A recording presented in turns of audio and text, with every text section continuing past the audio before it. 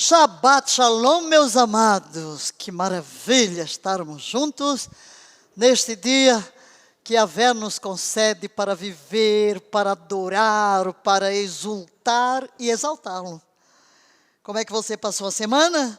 Que as bênçãos do sábado, do Shabbat, venham plenas sobre a sua vida. A propósito, você já deu like? Dá uma paradinha lá, dá um like, compartilha o link com seus amigos. E se você está no Instagram e ainda não se inscreveu no nosso canal do YouTube, corra lá. É muito importante que você seja nosso parceiro na divulgação da mensagem. Você não gostaria de estar pregando, ministrando ao mundo inteiro? Você pode fazê-lo através destes estudos que estamos trazendo aqui, porque quando você dá o like, quando você se inscreve no canal, quando você dá o seu joinha lá, você está dizendo para o YouTube que esta mensagem é importante. E assim as pessoas vão se deparar com elas e vão ouvi-las. Que bênção! Estamos aqui juntos e agradecemos a sua presença. É um prazer estarmos juntos aqui, ministrando a palavra de Deus, aprendendo, crescendo. Todos nós estamos num processo de construção. Estávamos gravando os podcasts deste mês com a doutora Joana, no Ative Seu DNA, que sai todas as quartas-feiras, às 20 horas. Cada quarta-feira tem um episódio lá, você pode entrar no nosso canal ou no dela, e você vai se deparar. Este mês agora vai ser propósito, estamos ministrando sobre o controle das emoções, o passado sobre a mente, numa conversa, num bate-papo, muito interessante. Mas aqui, aos sábados, é o nosso estudo, o encontro com Deus e a palavra, e estamos tratando especificamente de adoração. Que tal darmos início a este momento com uma palavra de adoração? Pai de amor, Deus eterno, sublime, Tu és mais majestoso que os montes eternos, coroado de honra, de glória, de majestade, de poder. Os céus dos céus não te podem conter.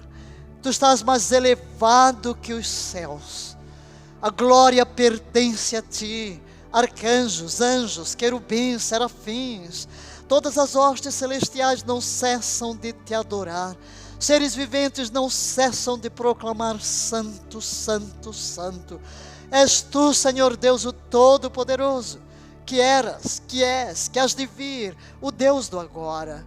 Oh, maravilhoso Deus, Tu és o nosso Deus, Tu serás o nosso guia para sempre. Mas, muito mais do que o Deus que nos criou, Tu és o nosso Pai. Tu nos adotaste como filhos, e nós nos atiramos nos Teus braços paternais, absorvemos em nosso coração as ternuras do Teu próprio coração, Teu amor, Tua graça, Tua bondade, Tua misericórdia. Vivemos para Teu louvor e glória. Fomos feitos para Te adorar. Que privilégio termos sido transformados em casas de adoração, em templos de adoração. E é assim que queremos viver.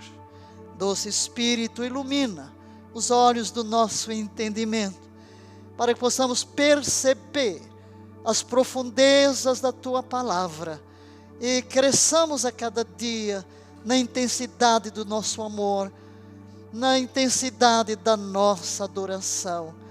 E que todos quantos estão unidos conosco nesta hora sejam alvo desta graça, dessa atmosfera do Teu trono, que exerce sobre nós um irresistível poder de atração para Tua presença. E a Ti somente honra, glória, louvor e adoração para sempre. Amém. Amém. Vamos lá. Adoração e santidade, nosso supremo chamado. Que tal todos proclamarmos: fomos criados para adorar a Deus. Na semana passada buscamos responder a uma pergunta: por que adoramos? E demos vários tópicos que vamos ler, apenas ler para fazer um elo de ligação entre a última aula e a de hoje. Todos juntos, primeiro, adoramos a Deus porque Ele é digno de adoração. E já pulamos para o 3, né? Adoramos a Deus para atrair sua presença. Adoramos a Deus por sua majestade. Adoramos a Deus para atrair seu governo. Adoramos a Deus para ouvir sua voz. Adoramos a Deus para satisfazer seu desejo. Adoramos a Deus para ver sua glória. Adoramos a Deus para liberar seu mover profético. Adoramos a Deus para exaltar o Cordeiro. Adoramos a Deus para estabelecer a plataforma do mover do Espírito Santo pelo fluir dos seus dons espirituais. E adoramos a Deus porque é nossa prioridade ministerial. Adoramos a Deus para centrar o culto na pessoa correta. E finalmente, adoramos a Deus porque somos chamados a fazê-lo. Leiamos todos Apocalipse 15, verso 4, na versão Peshitta. Quem não te temerá, ó Yahvé, e não glorificará o teu nome? Porque só tu és santo e justo, porque todas as nações virão e adorarão em tua presença, pois têm sido manifestadas tuas obras justas. Glória a Deus. Fomos criados para ter comunhão com Deus. É importante olhar para o momento da criação. Deus criou o universo para que exibisse o valor da sua glória, sua grandeza. E Ele nos criou. E nos colocou no meio da sua criação, como se Deus primeiro preparasse a nossa casa, preparasse o universo todo, e depois nos faz semelhantes a Ele para desfrutar as bênçãos da criação. E Ele nos cria para que víssemos essa glória, e refletíssemos sobre ela, conhecendo-a, amando-a com todo o nosso coração, alma, mente e força. E a contemplação de toda essa beleza. Por isso, quem não te temerá? Quem não te glorificará? Por isso é que o salmista, ao contemplar a criação, ele para e diz: oh, Yahvé, Yahvé nosso, quão magnífico é o teu nome em toda a terra, pois estabeleceste a glória nos céus. Então ele está absorto na contemplação do universo que proclama a glória e a grandeza do nosso Deus. Mas fomos criados para ter comunhão com o Criador e ser adoradores. Vamos ao Gênesis, no capítulo 3, no versículo 8, é-nos dito que todos os dias Yahvé vinha para comungar com a criação, porque para isso o homem foi feito. Então leemos o versículo 8. Naquele dia, quando soprava a brisa vespertina, o homem e sua mulher ouviram o som da movimentação de Yahvé Deus, que estava passeando pelo jardim, e procuraram esconder-se da presença de Yahvé entre as árvores do jardim. Aqui se ocultaram por causa do pecado, mas o que nós queremos destacar não é realmente o pecado, mas o fato de que na viração do dia, e essa versão diz quando soprava a brisa vespertina, outras versões dizem na viração do dia, no entardecer. É como se Deus quisesse dizer ao ser humano que Ele criou, a Adão e a Eva: vosso dia termina comigo, e o vosso novo dia começa comigo, porque o dia termina ao pôr do sol, e ao pôr do sol começa um novo dia. É aquela mensagem de que a minha vida está irmanada nele, como que Ele é meu último pensamento do dia, e Ele é o meu primeiro pensamento do meu novo dia. Termino o dia numa atitude de adoração, começo o dia também numa atitude de adoração. E a despeito da queda, a despeito do pecado, Deus sempre permaneceu no encalço do homem, buscando adoradores. Nós vamos olhar para a história, são poucos aqueles que se destacam, como por exemplo Abel, era um adorador. Deus aceita a sua oferta de adoração, Enoque, ele anda tão próximo de Deus que ele é arrebatado. Depois nós pulamos dentro da história, surge Noé, um adorador, a quem Deus abençoa. Vemos que a bênção de Deus repousa sobre o adorador, que está próximo do seu coração.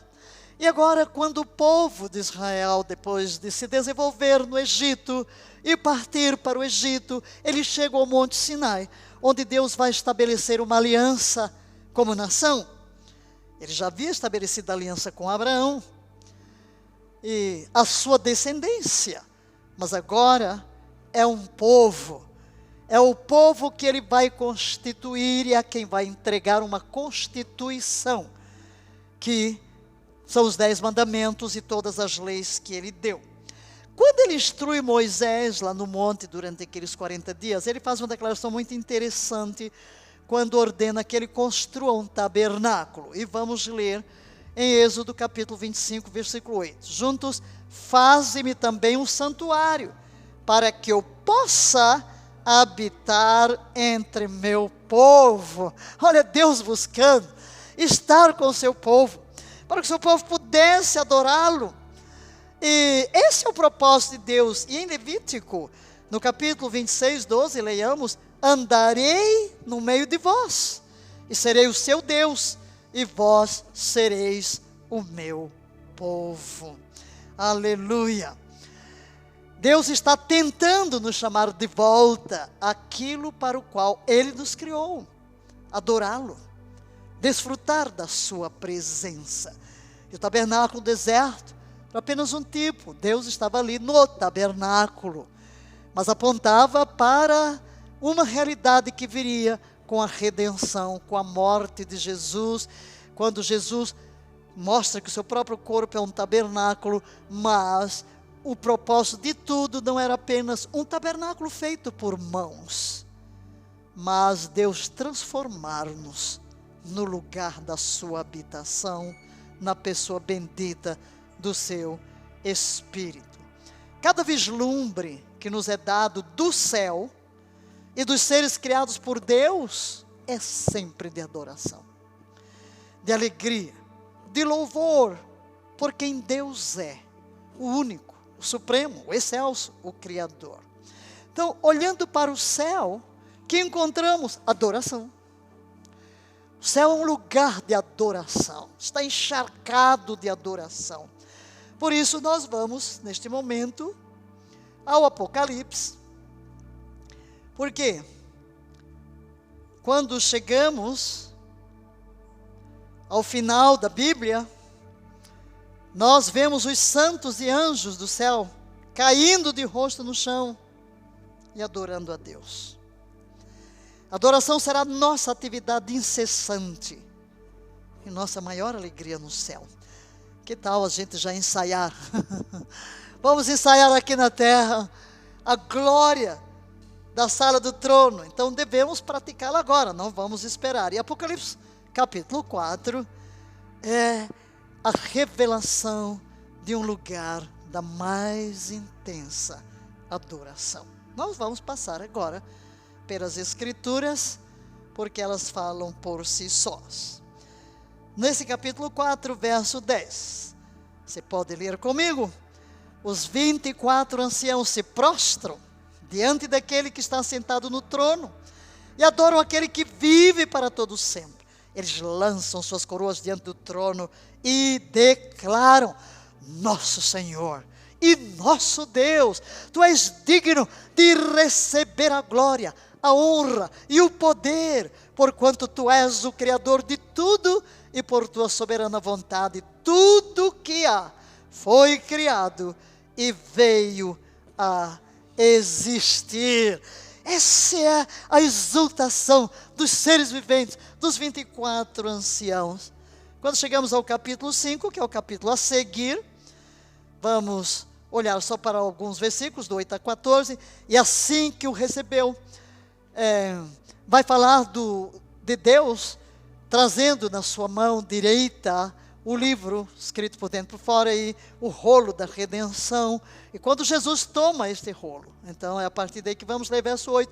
E assim que o recebeu, os 4 seres viventes e os 24 anciãos prostraram-se diante do Cordeiro.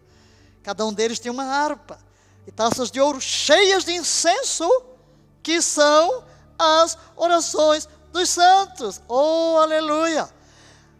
Quando o sumo sacerdote entrava no Santo dos Santos, tinha que haver incenso. Ele entrava para a presença de Deus envolto no incenso, que significa adoração. Era necessária adoração para se aproximar de Deus no Santo dos Santos. Pois bem, a nossa adoração sobe e enche os céus, essa atmosfera. Então veja, eles estão com as taças cheias de incenso, e este incenso é a oração dos santos. Versículo 9, pode ler comigo. E eles cantavam um cântico novo. Tu és digno, estão cantando ao Cordeiro, tu és digno de tomar o livro e de abrir os seus selos, porque foste morto e com o teu sangue compraste para Deus homens de toda a tribo, língua, povo e nação. Tu os constituíste reino e sacerdotes para o nosso Deus, e assim reinarão sobre a terra. Então reparei, também ouvi a voz de grande multidão, de anjos ao redor do trono, e dos seres viventes, e dos anciãos, cujo número era de milhares e de milhões de milhões. Eles proclamavam em alta voz: digno é o Cordeiro que foi morto, de receber a plenitude do poder, riqueza, sabedoria, força, honra, glória e louvor. Aleluia! Grande louvor. E o verso 13, em seguida, vejam só, que há um crescendo na adoração na sala do trono. Primeiro você encontra lá os seres viventes se prostrando, santo, santo, e agora você vai ver anjos, você vai ver seres viventes, e de repente são milhões de anjos. Agora veja o versículo 13, em seguida, ouvi todas as criaturas existentes no céu, na terra, debaixo da terra e no mar, e tudo que neles há. Vocês já pensaram? O boi, a vaca, o peixe, o tubarão, todas as aves, tudo que existe no céu, os que voam, os que estão no mar, os que estão na terra, toda criatura. Aleluia! E essa é a reação do universo, quando o Cordeiro toma das mãos do Yahvé, o Deus Pai, o livro da redenção, para abrir os selos. É chegada a hora da plena consumação da nossa redenção. Agora vamos ver o que é que toda a criatura nos céus, na terra, no mar proclamam. Vamos ao que está sentado no trono e ao Cordeiro sejam o louvor, a honra e a glória e o domínio pelos séculos dos séculos. E os 4 seres viventes bradavam: amém. E os anciãos igualmente prostraram-se e o adoraram. Que maravilha! Agora pulando para o capítulo 7 do Apocalipse, o que é que João vê?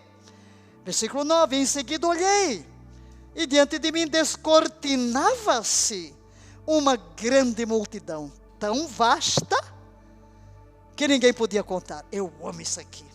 A multidão, olha aqui é o fim do capítulo, aqui é o grande finale deste drama da redenção. Satanás não vai vencer.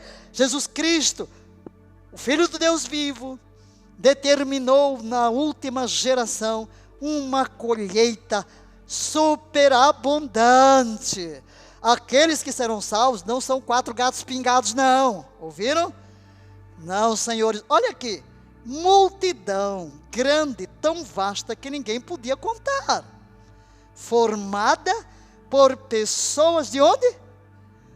Todas as nações, todas as tribos, todos os povos, todas as línguas.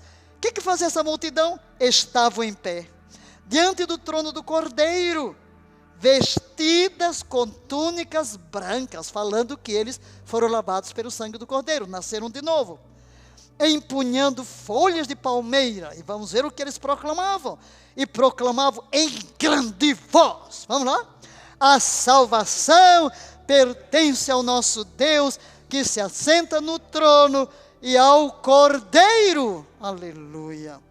Todos os anjos que se encontravam em pé, ao redor do trono, dos anciãos e dos 4 seres viventes, prostraram-se diante do trono, com o rosto em terra, e adoraram a Deus, exclamando juntos, amém, louvor e glória, sabedoria, ação de graças, sejam ao nosso Deus, para todo o sempre.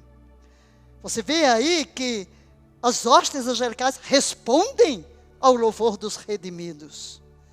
Eles são induzidos a prostrarem-se e concordarem, porque realmente é um espetáculo maravilhoso.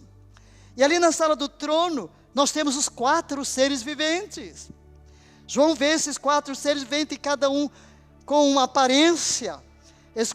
Essas 4 criaturas vivas, elas podem representar 4 tipos de seres criados, sobre os quais o Pai e o Cordeiro têm autoridade. Bestas selvagens, seria uma. Bestas domésticas, seria outra. Seres humanos e os pássaros. Então ali estão representando que Deus tem a soberania. E naquele grande dia, todas as criaturas, sejam as bestas selvagens, sejam os domésticos, os seres humanos ou as aves, hão de adorar. E é possível que estas criaturas especiais simbolizem a criação de Deus e estão relacionadas à aliança de Deus. Por exemplo, com Noé.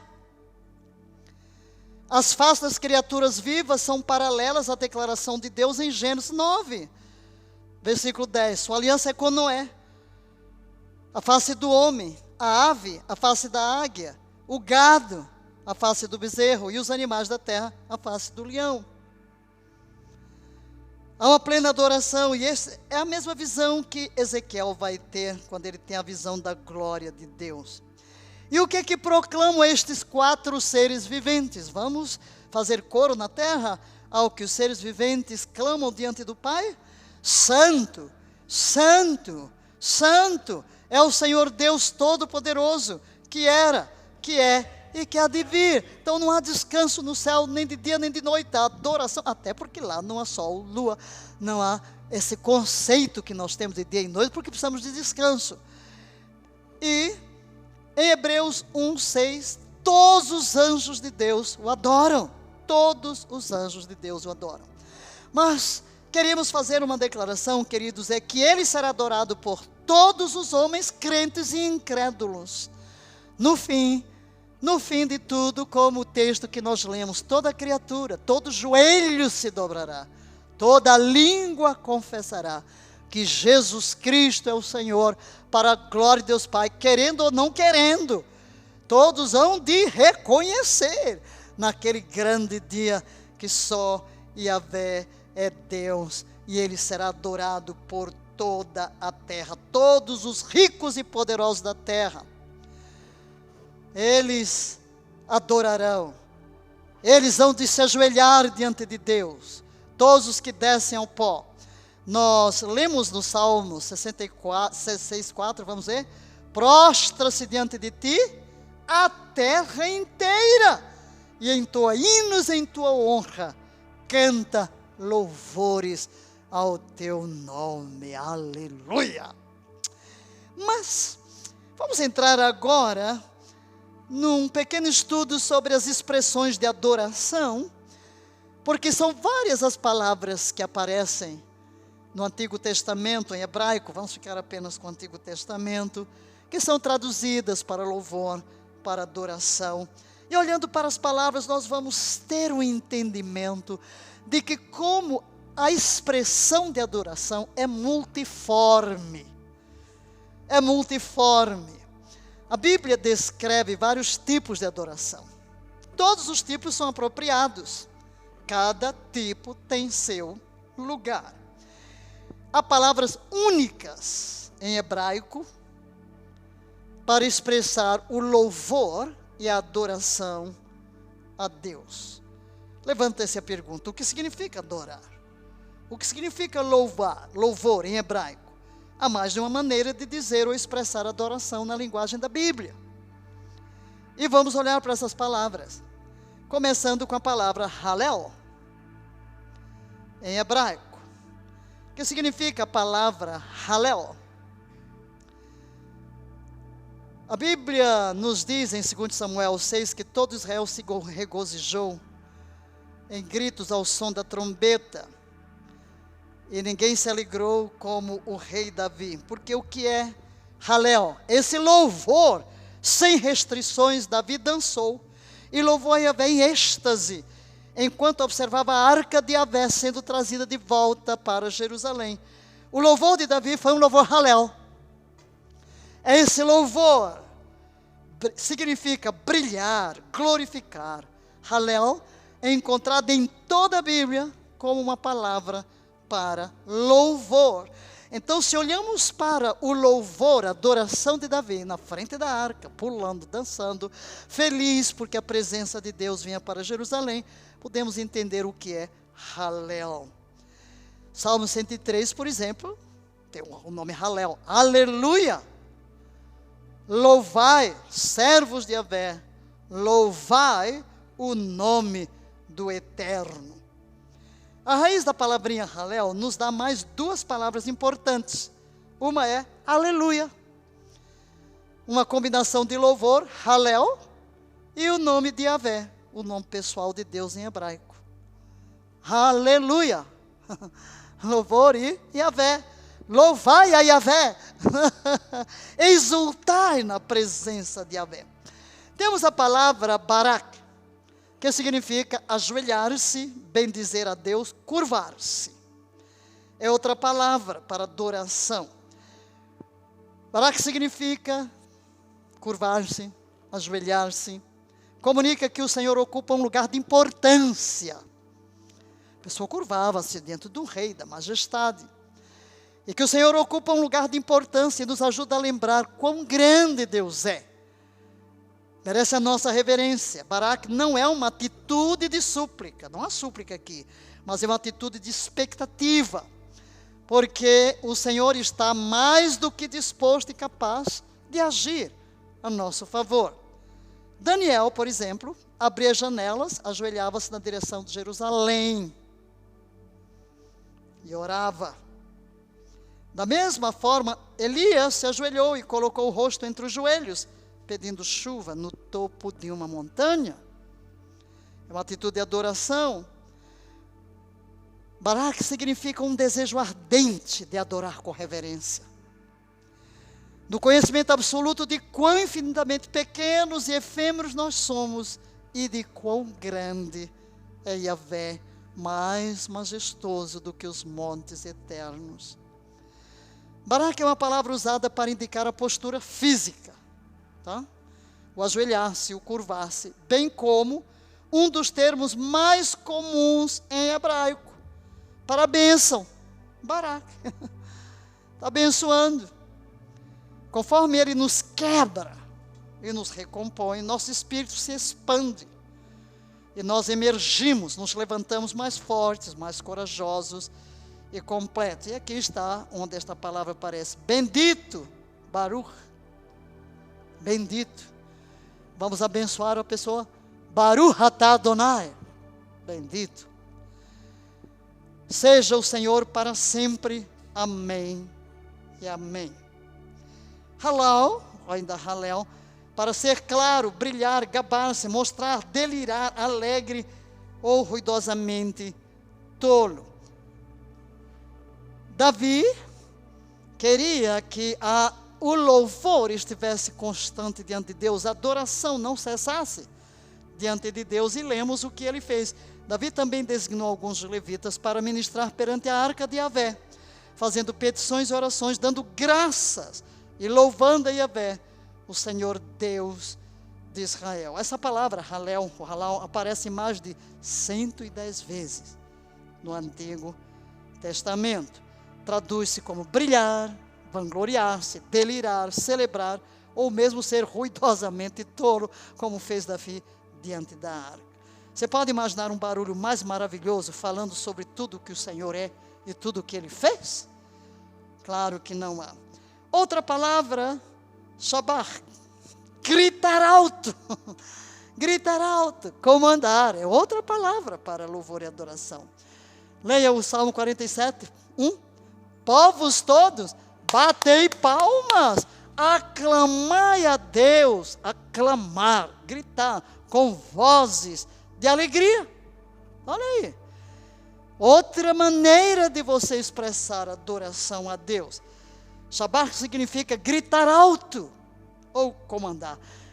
Não lhe acontece às vezes? Acontece comigo, né? Você está quietinho, aí dá-se um negócio dentro e você dá um grito, glória! Né? Oh, glória! Né? Parece que se você não der um grito, explode. Né?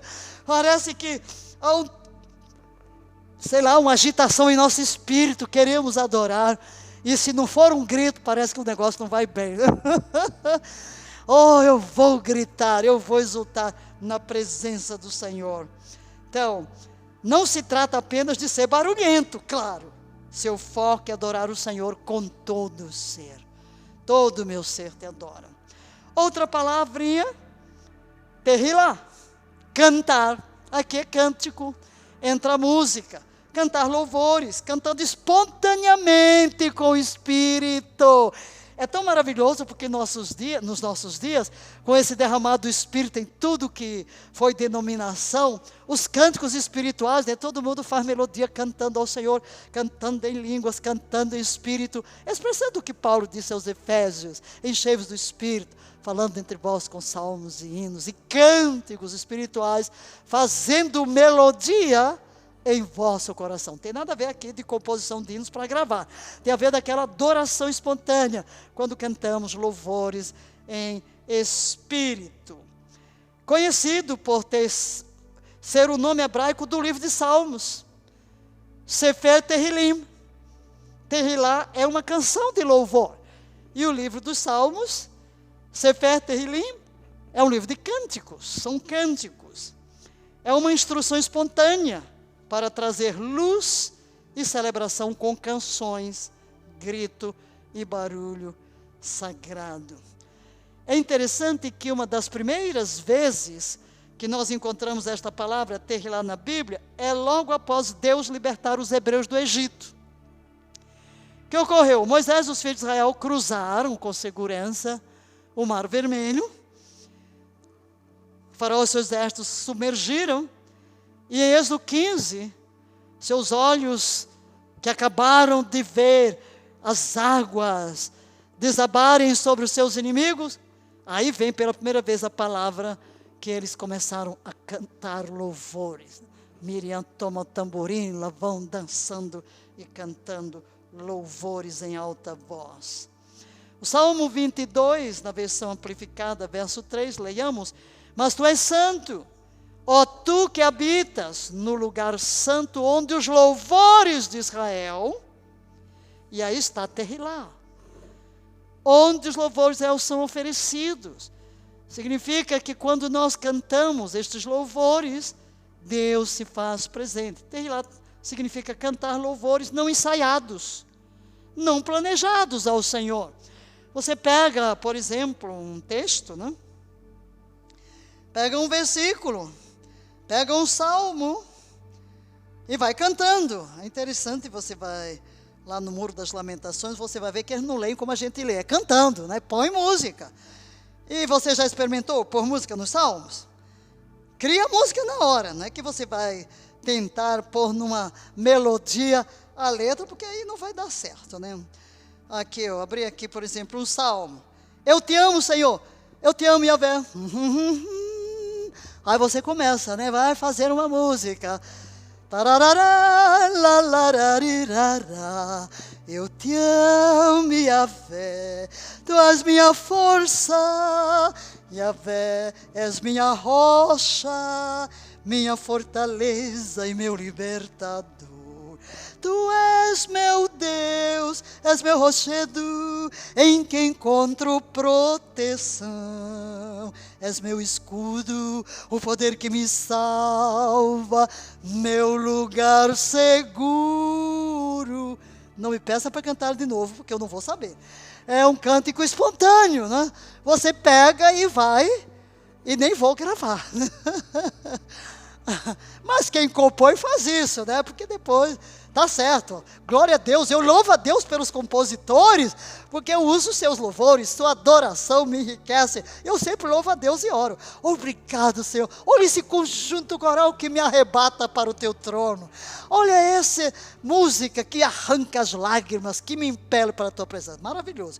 Mas aqui estamos falando dessa espontaneidade em que estamos adorando a Deus e usamos o som, o louvor. Pode incluir, adicionar palavras a uma música existente.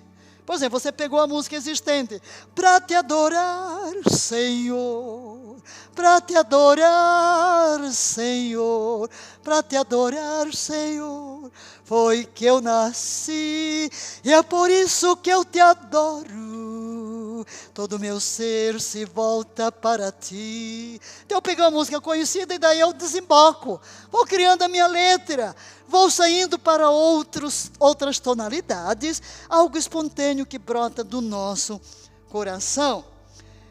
Pode cantar em espírito, né? Começa a cantar em línguas, vem a tradução. Outra palavra, yadá. Eu gosto dessa palavra, que é estender as mãos vigorosamente. Erguei as mãos. Então, yadá, yadá, vamos louvar, quer dizer, louvar com as mãos, usar as nossas mãos com expressões de adoração. É derivada da palavra hebraica para mão, yad. Yadá descreve momentos de adoração, quando Deus é louvado com o levantar das mãos vigorosamente, como em completa rendição. Estende as mãos, erguei as mãos para o santuário, erguei as mãos. Para Moisés e a luta contra os amalequitas em Êxodo 17, levantar as mãos significou o quê? Vitória na batalha. Sustenta as mãos na presença de Deus. É um símbolo de quê? De adoração. Mãos erguidas para Deus. E enquanto as mãos de Uri e Arão estavam segurando no alto as mãos de Moisés, numa atitude de adoração, Deus estava travando as batalhas para Israel, trazendo-lhe vitória. Enquanto as mãos de Moisés estavam levantadas em oração, Israel prevalecia na guerra, física e espiritualmente. Quando nos entregamos ao Senhor de braços erguidos, louvando sua majestade, sua grandeza, Ele está travando as nossas batalhas. Guarde isto. As ferramentas de nosso louvor são as ferramentas para lutar contra o nosso inimigo também. É assim que sempre vencemos na batalha, em adoração. A sexta palavra é todá. Quem vai a Israel vai escutar muito isso. Todá rabá. Muito obrigado. Né? Todá. Estendendo as mãos em gratidão pelo que foi ou será realizado. Todá. Uma expressão de agradecimento.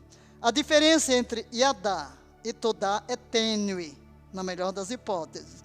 Ambas derivam da palavra yad. E ambas implicam o uso das nossas mãos para louvar.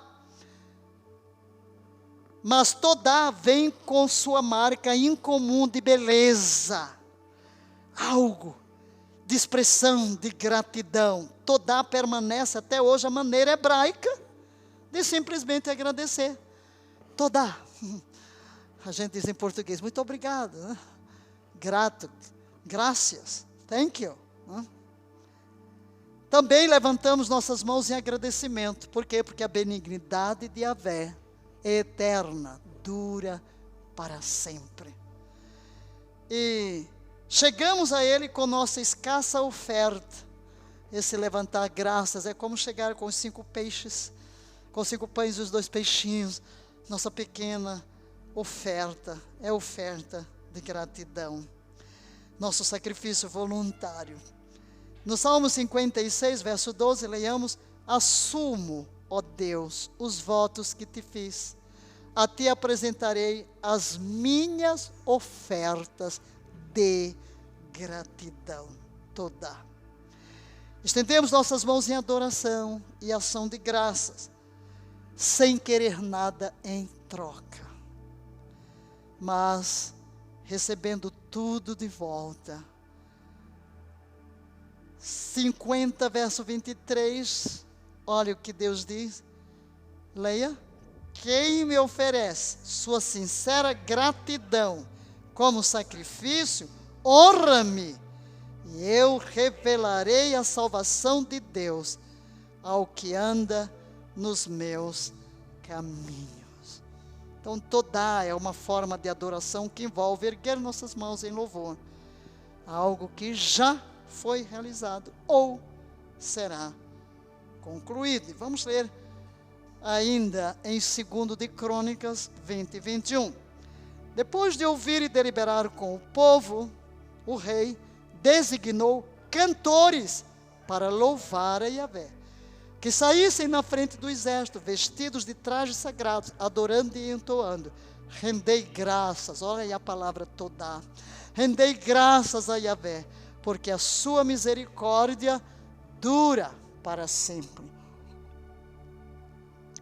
A sétima palavra é zamar.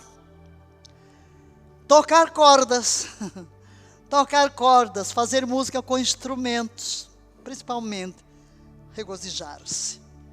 Estão vendo aqui? Apresentamos 7 palavras que a gente vai traduzir tudo na nossa Bíblia por louvor, por adoração, mas que cada uma tem uma expressão diferente, e todas elas são expressões de adoração e de louvor a nosso Deus, e como dissemos há pouco, todas elas têm o seu lugar. Zamar é um termo musical para louvor, mas um louvor zamar implica o uso de instrumentos de corda, a harpa, tudo que tem corda. É a ideia de fazer música dedilhando as cordas com os dedos e cantando louvores a Deus. Seu violão, seu violino, né? Sua harpa. O louvor hebraico zamar é harmonioso e coletivo.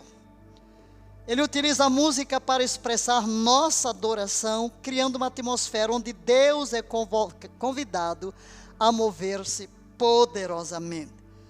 Em Apocalipse 5 e também 14, João menciona que o som que ele ouvia era como de arpistas. Ele ouvia som como se fossem harpas. Podemos imaginar, por exemplo, Saul, quando estava sentado com o corpo pesado, mas dolorido, sua mão trêmula, cobrindo os olhos cansados, enquanto isso Davi agarrava a sua harpa, né? Dedilhava, e à medida que arrancava os louvores, Saul se acalmava, né? Ele também, João, descreveu o louvor de milhares de anjos cantando em perfeita harmonia com uma só voz. O louvor que muda a atmosfera. Davi dedilhava e muda a atmosfera mesmo. Os profetas, muitas vezes antes de profetizar, chamavam o tangedor. O que era isso? Ele ia tocar. E verdadeiramente a música tem um poder, né, de mudar a atmosfera. Como é maravilhoso, né? A harpa, o violino, o violoncelo. Eu gosto muito de violino. E a gente encontra aqui, glória a Deus pelos músicos, não é? Eu tenho aqui, né, vários links aqui que fica 3 horas. Eu deixo lá na surdina enquanto eu estou trabalhando, enquanto estou estudando. Porque aquele som de cordas, de violino, de violoncelo, de harpa, parece que leva-nos para mais perto de Deus. Davi foi capaz de mover o reino espiritual com apenas alguns toques nas cordas. Assim que ele acalmava Saul, tem aquele espírito sobre Saul, e Davi conseguia mudar a atmosfera à sua volta. Davi, um jovem cheio de Deus, o que ele fazia? Deixava fluir a sua adoração através do dedilhar das cordas de sua harpa. O tempo desacelerou, parou para a ocasião, a luz divina flutuando dentro e fora, águas correntes jorrando, envolviam Saul. Salmo 47, 6, leia: cantai louvores a Deus, cantai louvores ao nosso Rei, cantai, louvai. Então agora vamos ao Salmo 150, 3 a 6, louvai-o ao som de trombetas, louvai-o com harpas e cítaras, louvai-o com tamborins e danças, louvai-o com instrumentos de cordas e com flautas, louvai-o com o clangor dos símbolos, louvai-o altissonantes trombetas, que todos os seres vivos louvem ao Eterno, louvado seja Yahvé, aleluia. Aqui estão todos os instrumentos. Se rastrearmos a palavra de volta à sua raiz primitiva, encontraremos zamar, descrevendo também o ato de podar. Podar. O povo judeu celebra a colheita com canções e danças até o dia de hoje. Quão apropriado é que enquanto o louvamos com zamar, o Senhor está nos levantando, está nos podando. Ele corta o que é velho e impróprio para seus filhos e nos permite produzir novos frutos. Amém? Então, queridos, o louvor e a adoração hebraica, o que é que podemos comentar? Através de todas essas expressões, devemos apreciar a intensidade e devoção que a compreensão hebraica de adoração e louvor podem nos ensinar. Através destas palavras. Como vimos, o Salmo 22, 3 afirma que Deus habita nos louvores do seu povo. Então, pela adoração, nós trazemos Deus de volta, não apenas na viração do dia. Porque quando Deus mandou edificar o tabernáculo, Ele diz: para que eu possa habitar no meio deles. Habitar, não é visitar. Habitar, fala de permanência. Só que Deus nos transformou em santuários. Então, quando nós estamos permitindo que do nosso coração flua sempre a adoração, nós estamos realmente praticando a presença de Deus em nós e mudando a atmosfera à nossa volta. Como é que eles estavam tão intimamente ligados a Deus quando não foram abençoados com o véu rasgado? Uma das respostas pode residir no temor de Yahvé. Sim, eles não tinham o véu rasgado, mas eles temiam a Yahvé. E por isso podiam adorar com aquela intensidade. Na complexa tarefa de traduzir a poesia hebraica para o português, perdemos muito significado. Existem muitas palavras em hebraico, que são usadas para descrever um ato de adoração e louvor, como acabamos de ver. Elas foram consolidadas na maioria das línguas modernas em palavras como louvor e adoração. E é assim que a linguística funciona às vezes, né?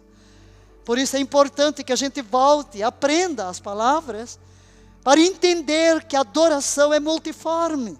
Você pode estar prostrado na presença de Deus em adoração, ou você pode estar saltando, dando gritos de louvor, ou pode estar cantando, fazendo música, tocando, levantando simplesmente as mãos. Você pode estar em silêncio, numa atitude reverente de curvar-se, de prostrar-se.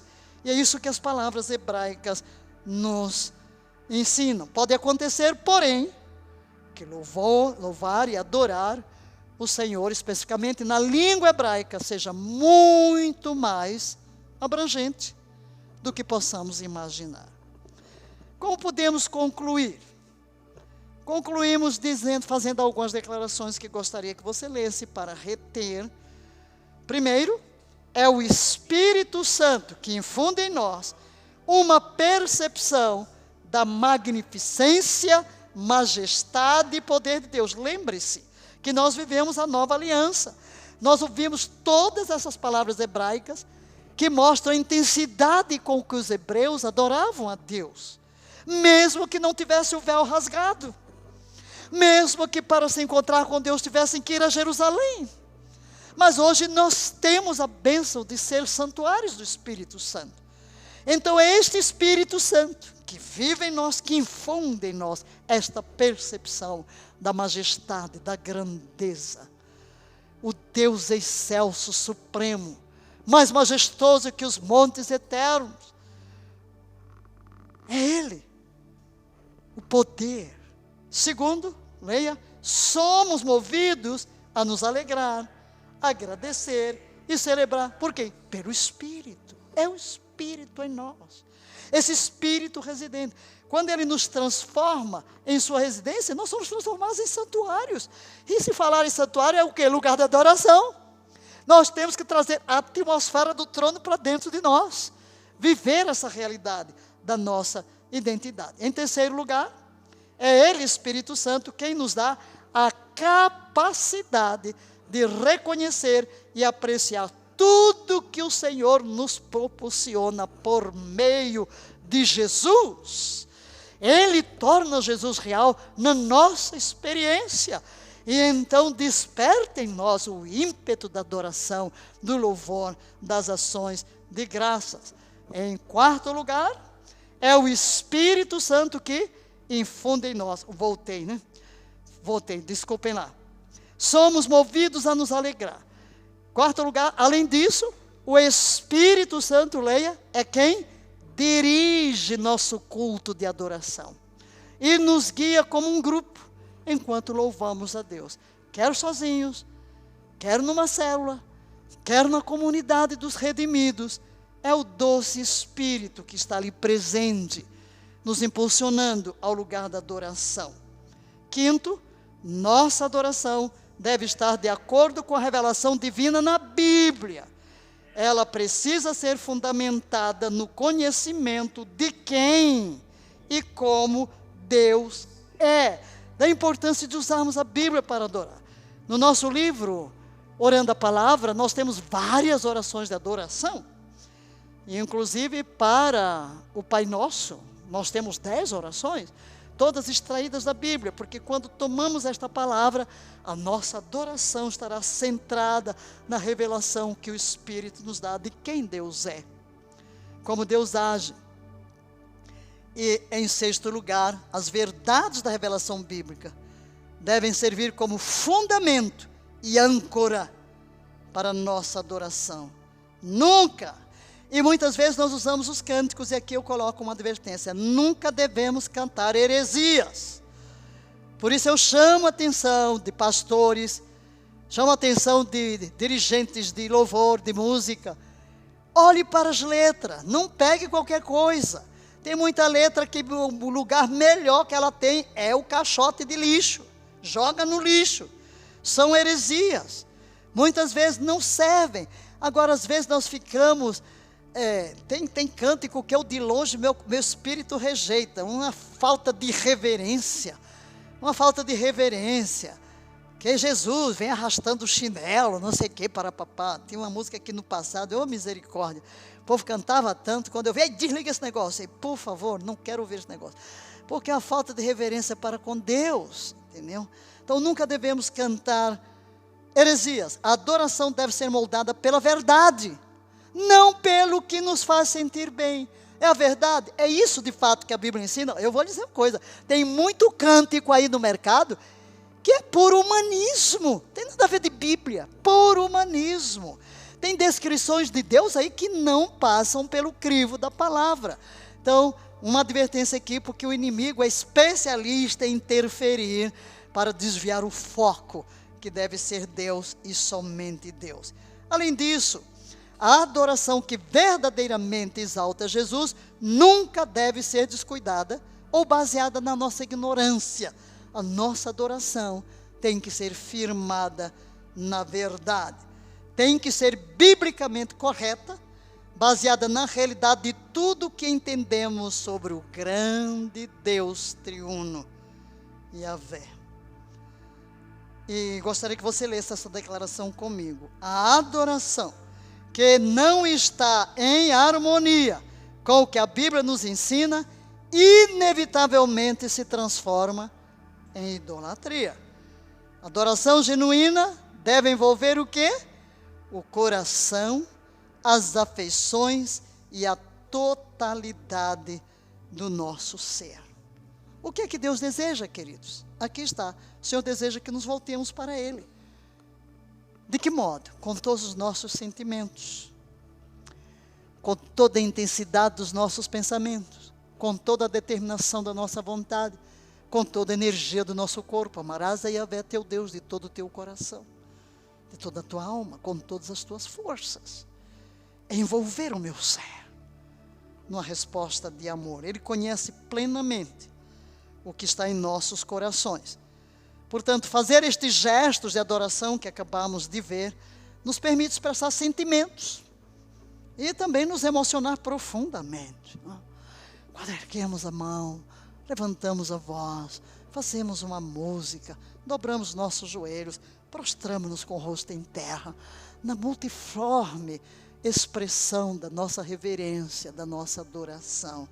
Isso nos leva a um nível elevado. Quando adoramos a Deus, não há limites físicos, pois Ele pode entender nossa adoração de qualquer lugar, sozinhos, no vale, na montanha, na noite, no dia, em silêncio, em louvor exuberante, lágrimas ou sorrisos, Deus entende o nosso coração. E Ele aceita as expressões da nossa adoração. Leia, por favor, pensamento final desta área que estamos abordando.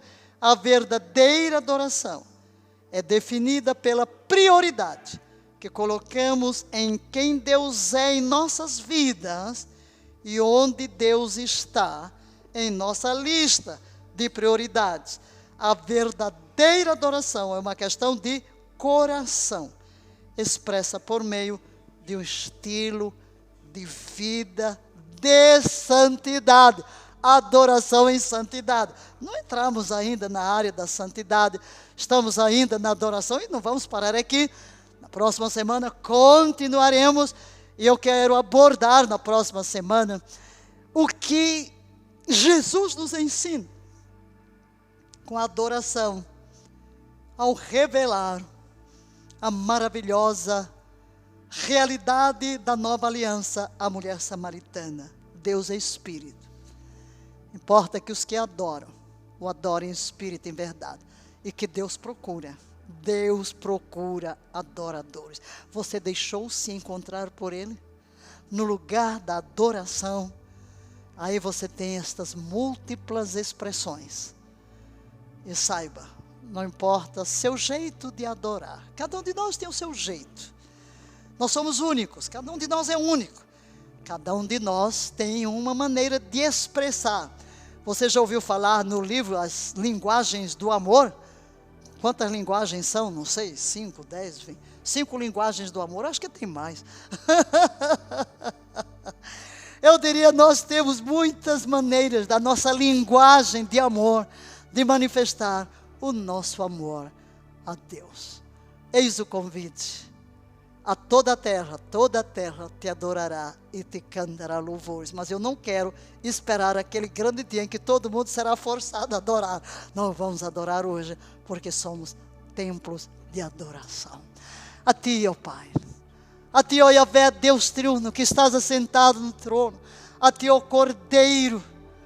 Aleluia. Morto, sepultado, ressurreto, assunto aos céus, que se prepara para regressar e levar a tua noiva. A Ti, ó Espírito Santo maravilhoso, que em nós habitas e que nos impeles a buscar a Deus, que nos escolta à sala do trono, que torna real a nossa experiência e o nosso conhecimento de Jesus.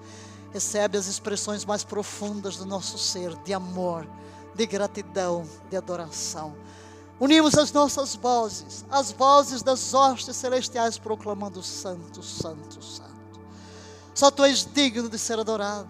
teu louvor, tua glória, tuas as ações de graças. Tu és mais majestoso do que os montes eternos, coroado eternamente de toda honra, de toda glória, de todo louvor, de todo poder. Ó tu, Deus triuno, os céus dos céus não te podem conter. Tu és maior do que tudo quanto se possa imaginar. Tu és altíssimo, o eterno, grande, onipotente, onisciente, onipresente.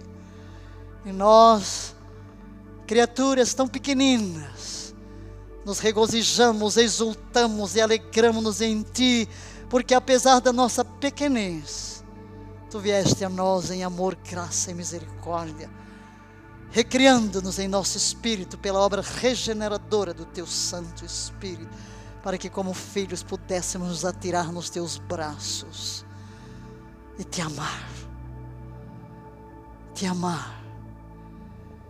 com o amor que Tu mesmo tens derramado em nosso coração pelo Teu Espírito.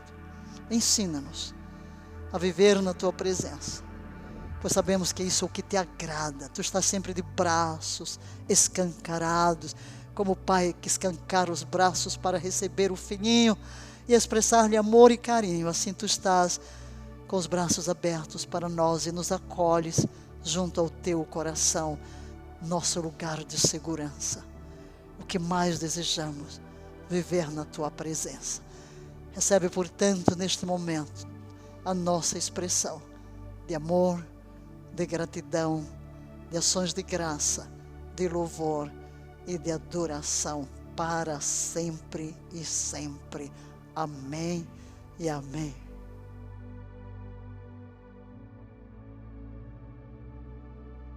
Estamos num dos lugares mais extraordinários aqui na Galileia, Cafarnaum. E o que existe de especial? Aqui Jesus se estabeleceu. Quando Mateus se refere à palavra do profeta, o povo que andava em trevas viu uma grande luz. Aqueles que habitavam na região da sombra da morte, a esses a luz raiou. E o profeta se refere exatamente à terra de Nebulon, Naftali, além do Jordão, Galileia dos gentios e verdadeiramente. Quando Jesus chega aqui, toda essa área é dominada por Roma. E a partir desse vilarejo de Cafarnaum, Jesus parte para todas as aldeias à volta do lago de Genezaré, que nós chamamos o Mar da Galileia, levando o evangelho do reino, anunciando o reino de Deus é chegado. Quanta coisa aconteceu aqui em Cafarnaum. Tantos milagres. E desde Cafarnaum, uma palavra para você. Você precisa vir a Israel. E eu quero estender um convite especial para você na nossa próxima caravana. Não fazemos turismo. São congressos proféticos, onde você para em cada lugar. E ali sente a atmosfera. Revive o que aconteceu. Seus olhos são abertos para ler a Bíblia como nunca leu antes. E além disso, conhecer de um modo mais profundo o Deus da aliança, que cumpre as suas promessas, porque nós somos a primeira geração a ver promessas milenares sendo cumpridas. Isso nos leva à conclusão. As poucas promessas que nos restam quanto ao tempo escatológico, ao tempo de fim, certamente se cumprirão conforme o Senhor falou. Passarão os céus e a terra, mas a minha palavra não há de passar. Isso lhe dá segurança para absorver todas as promessas de Deus em sua vida.